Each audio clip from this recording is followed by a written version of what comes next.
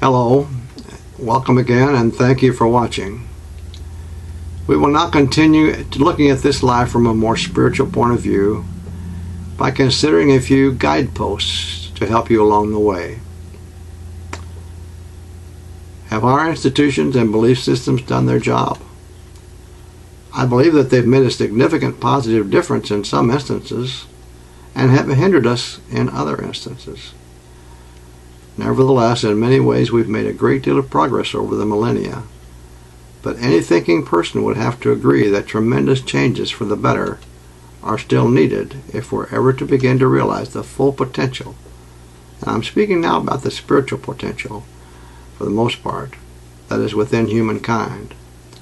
We can now consider some of the information and the means that will help us to realize that potential. Let's consider this. We know that there are major questions to be answered. Where do we go from here? Where are we headed? How do we get from here to there? What's the world coming to? These are very good questions. Let's now try to provide some answers. One macrocosmic way to answer the last question is to say that our world, the Earth, is moving around the Sun at a rate of once every 365 1/4 days. Our Sun, bringing us with it, is traveling around a star in the Pleiades called Alcyone. Does that name sound familiar? One complete cycle around Alcyone encompasses the completion of 12 ages of approximately 2160 years each. This is an approximate total of 25,920 years. Alcyone, in turn, bringing our Sun and Earth with it, is traveling around a great central sun. The time for that trip takes 10 of the cycles that are 12 ages each, or 10 of the 25,920 year cycles. This information is ably provided in the book The 7 Rays of the QBL by Frater Albertus. If you would like an answer that looks at that same question from a more microcosmic point of view, that answer is not likely to bring cheer to any of you who are discouraged, depressed, downhearted, or disgusted with the world's current condition. It's gratifying to report, however, that there is light at the end of the tunnel. Unhappily, though, we're not in that light yet. In fact, it would be more accurate to state that we have not advanced very far from the beginning of that long, dark tunnel, which we entered on September 11, 2001. That tunnel was made even darker by the worldwide financial crisis of 2008. We'll discuss this tunnel and the light at its end in greater detail later. Perhaps this would be a good time to say, though, more about the subject of light, since it plays such an important role in our spiritual development. The word light has been used to convey a number of different meanings in the English language. It's more recently been used as an indicator of a lack of weightiness or seriousness regarding certain subjects of discussion, such as light, or as opposed to a heavy topic of conversation. Of course, the weight of an object to be carried can be light, or the opposite, heavy.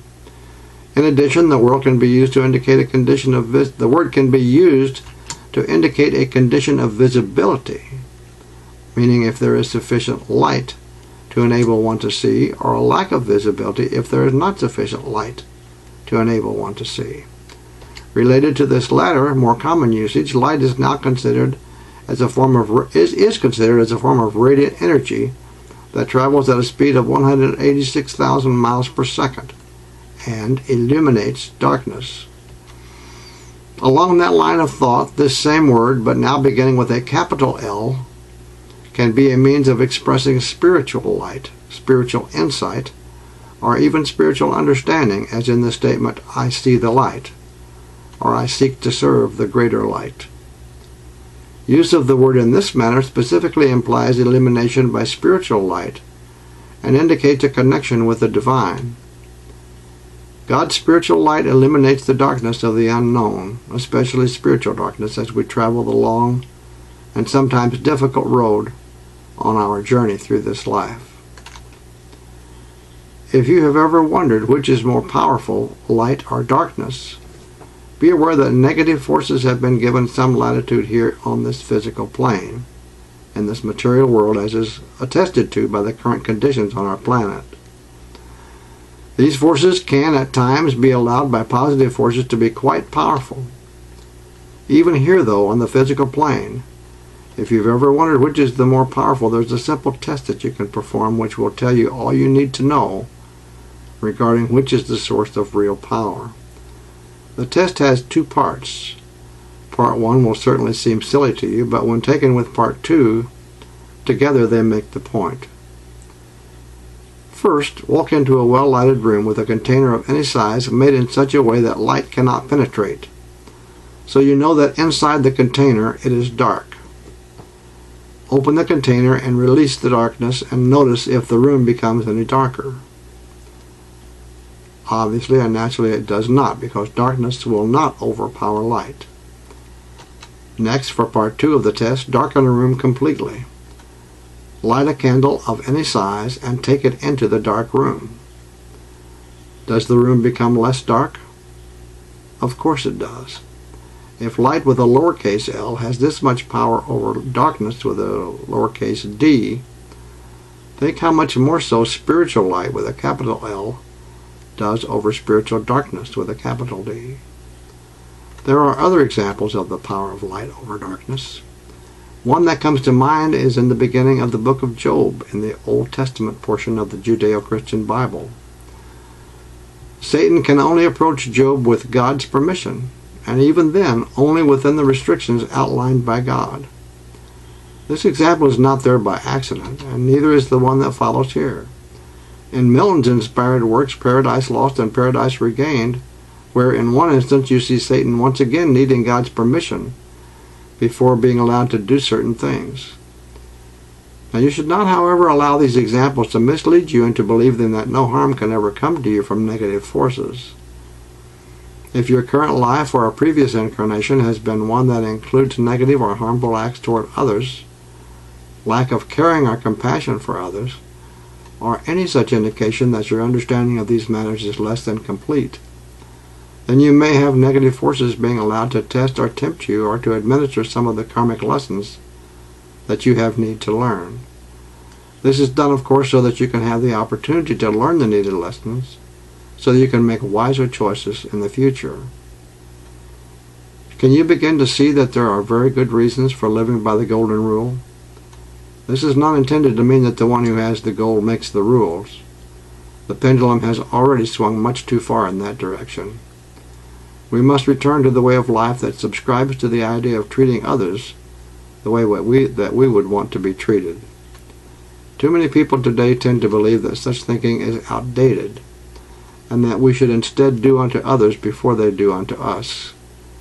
They believe such nonsense because of poor examples that they have seen and because they do not understand karmic law. Since they don't always see it working and no longer understand the concept of reincarnation, they don't believe that there is such a thing as a law of karma about which they need to be concerned.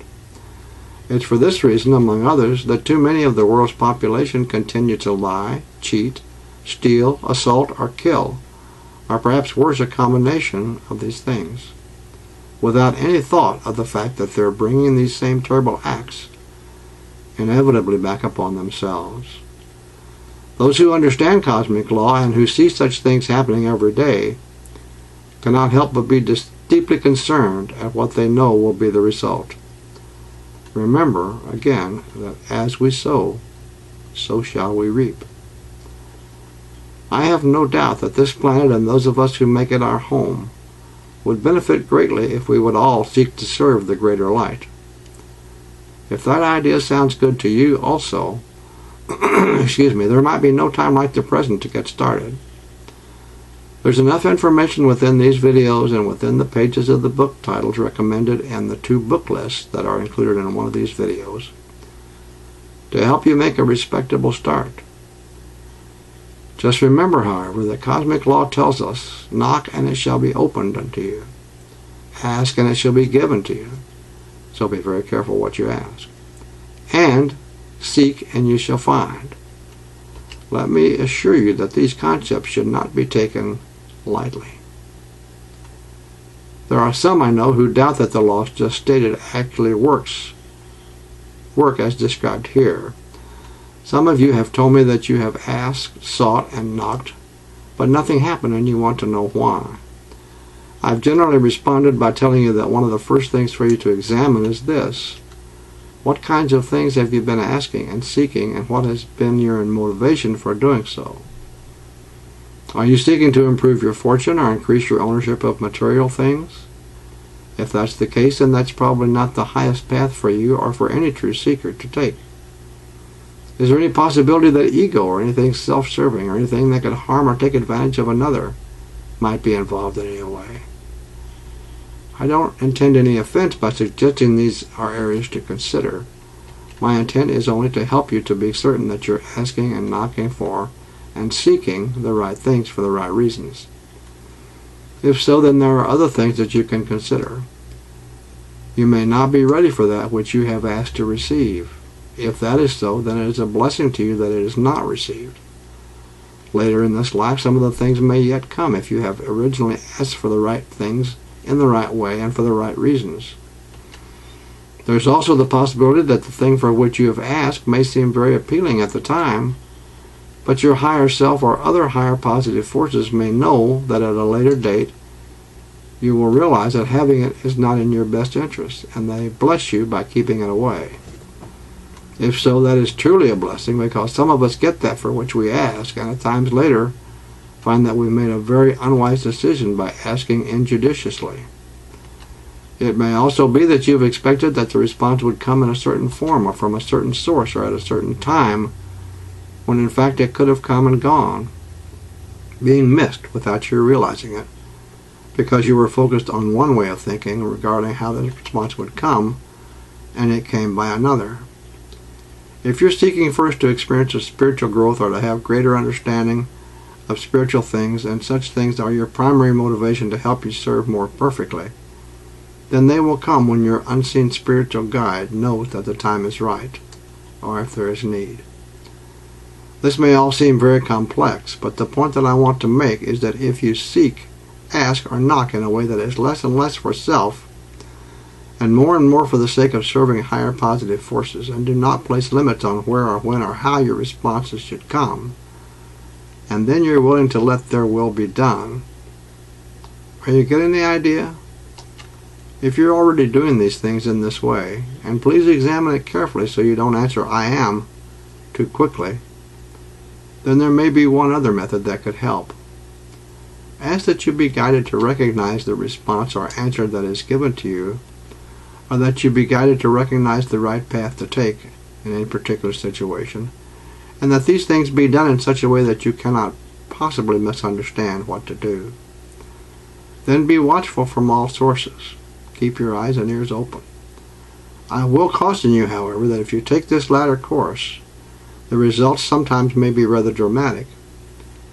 I hope, though, that this has given you a greater understanding of these matters and perhaps some things to think about that will be of benefit to you. Let's now consider in greater detail this matter of the tunnel and the light at its end. When someone talks, as we did earlier in this series of videos, about the light at the end of the tunnel, they are generally referring to a period of time when there is darkness, a time when we may not be able to see or understand what is happening or why it is happening. During this period of time when we cannot see because of the darkness, one might be reminded of riding on a train or other vehicle as it passes through a dark tunnel. Although the darkness may, for many of us, bring a period of apprehension, anxiety, or even fear, we have confidence in the knowledge that we will eventually reach the end of the tunnel and emerge once more into the light. So it is also with periods in our lives that contain hardship and difficulty, and that may be filled with obstacles to be overcome. These periods that we have likened to tunnels of darkness will always be followed by light or better times. Now that we know a bit more about the light, perhaps it would be worthwhile to offer an analogy that might be of help in the further understanding of those things that are upcoming for our planet. That having been said, we will now give a bit more consideration to the idea of the light at the end of the tunnel, by asking that you for now consider the light at the end of the tunnel as a beautiful and very special child of light. to which our Mother Earth is going to give birth. Consider the tunnel and the time it will take us to travel its length as the period of excruciating labor pains that Mother Earth and those of us dwelling hereon must endure before we may look upon this beautiful child, the period of light that will surely follow. The excruciating labor pains, meaning our journey through the tunnel toward the light, began in earnest on September 11, 2001, when we leapt across that threshold into the darkness of the tunnel. If, while we're traveling through this tunnel, it begins to look so dark that you may begin to wonder if you will ever see the light again, as happened in 2008 when the world experienced a severe financial crisis in many of its foremost financial institutions, and affected so very many of the world's population, just remember that the light is there, and that no tunnel lasts forever. We will see the sun again, regardless of how you may spell that word, S-U-N or S-O-N, or in what language you may speak it. When the earth, our world, does emerge from that long dark tunnel, the light that awaits us will begin to shine on our planet and its remaining inhabitants more brilliantly than ever before. Such principles may seem simple, but it's very important that they be understood, especially at a time such as now, when this planet, our Earth, the vehicle which carries us all, has in fact entered such a tunnel of great darkness. Traveling thereon, we the people of this planet have also entered this tunnel, this time of darkness, the beginning of a long period of great difficulty, as millions have already seen. It will not be a time of joy for us or for our planet. Some of the information that follows here may seem repetitious to you, but it is so very important that I've taken the liberty of restating these ancient principles. This period of difficulty and the problems that have been described previously have come upon us because of the effects of a universal law that says, "As you sow, so shall you reap." This law in some societies, cultures, or belief systems is called the law of karma. Some call it the law of cause and effect. No matter what it's called, the law is the same and the effects are the same. This law, as we've stated earlier, applies not only to individual persons, but also to societies and even to entire nations and planets. Those of you who dwell on the earth, those of us who dwell on the earth, meaning humankind, have, for decade after decade, century after century, allowed our leaders to continue to say much, but do very little about the concept of caring for those among us who are hungry, or sick, or homeless, or poor, or unemployed, or uneducated, or those who are in any way without hope. It is the same whether we speak of this generation or of generations long past. We've even allowed our leaders to wage wars, most of which, contrary to popular belief, have been for the sake of greed. Greed for wealth and greed for power. Countless millions over many, many years have lost their lives from such wars, and many millions more have died from hunger, sickness, exposure to the cold, or any one or more of the many effects of being poor or unemployed or uneducated or homeless, or again, as I said before, somehow without hope. Let me therefore say again that if the people of a country or a society or even a nation allow their leaders to oppress or even to ignore those who are among the less fortunate segments of their population, which always include great numbers of children and the elderly, then those who allow it bring upon themselves a great karmic debt. The same holds true when the people of a country allow their leaders to take them and their country into a war that is not necessary, or that is not a just war, if war can ever be just. This debt is not as great as the karmic debt which falls upon those who are directly responsible, but it is significant nevertheless. Believe me when I tell you that the apathy of the people in such situations does not go unnoticed by the higher cosmic forces, and certainly not by God. These karmic debts must eventually be paid, and the appropriate lessons must be learned by societies and countries, just as it is so for individuals. And the time for the societies and the countries of the world to begin to settle up and to pay these debts is now at hand. This time of settling those karmic debts is the time of darkness, the darkness of the tunnel that was spoken of earlier.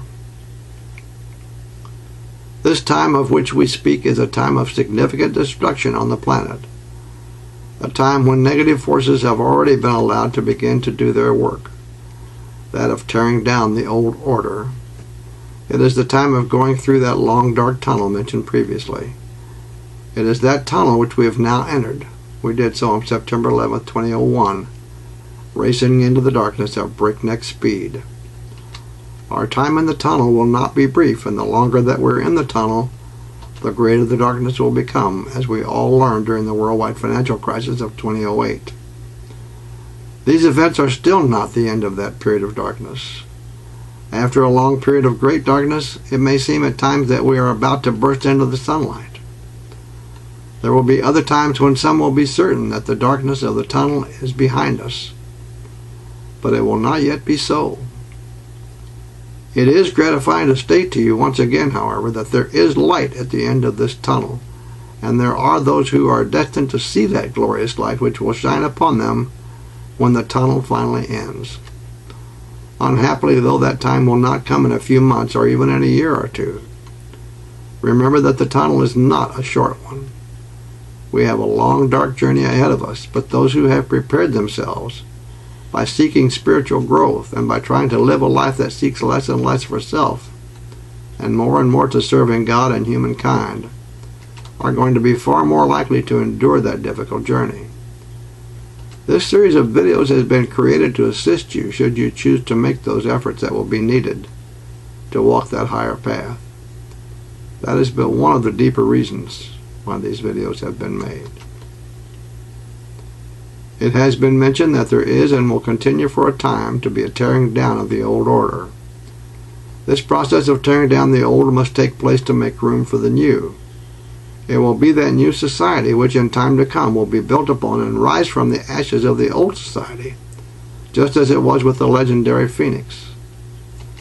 This time of healing and rebuilding will also be a time of coming together for humankind. A time when we will begin to understand more and more that we are all indeed brothers and sisters, the children of God. It will additionally be a time of great growth for our spiritual values, values which will finally begin to see and recognize the worth of people and their needs as being far greater than the worth of great wealth or power. It'll be a time for the beginning of 1,000 years of peace for our planet. These things and more are the promise of the future as we move forward into the early years of the new millennium. And the light of the sun, spelled S-O-N, whom we will discuss further in one of these later videos, is the true light at the end of the tunnel. Thank you for watching. I encourage you to continue with the next video in this series. Again, thank you.